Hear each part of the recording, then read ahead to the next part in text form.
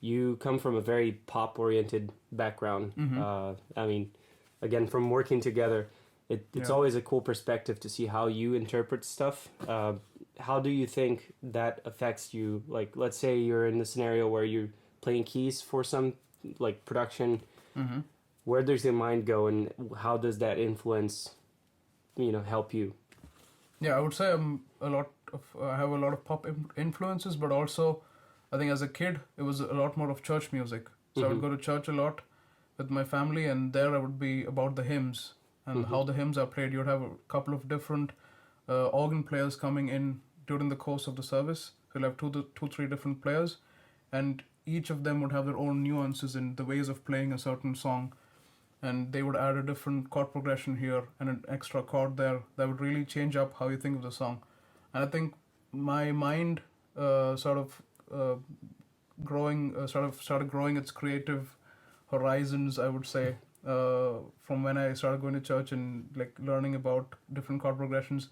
And as you know, I learn by ear. Like I can't read notes a lot, so it's more about I would hear the song at church, come back home, try and play it, and then I need the transpose button because I can only play on one scale, and it's like +3. Okay, now I try playing it on C, and okay, which was the chord that they played, and then I try and remember the note that was there in the chord, and that's how I get the new chord. Okay, got it.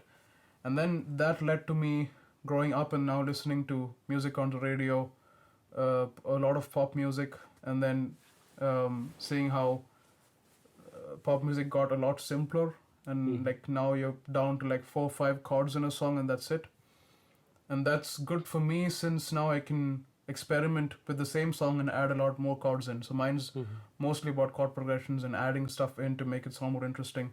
And I think that sort of outlook helps when it comes to producing with you, where you're more into, I would say, rock metalcore, and those are also usually coming down to 2 3, not 2 3, I'd say 4 5 chords, and then a lot of bar stuff coming in, and you could have something in the background that's playing extra stuff, and it makes the stuff a lot more interesting, and the listener's going to notice that. Yeah, I mean that is for sure. Like everything that we've worked on, that you brought your own take into it. It's always been very interesting to get.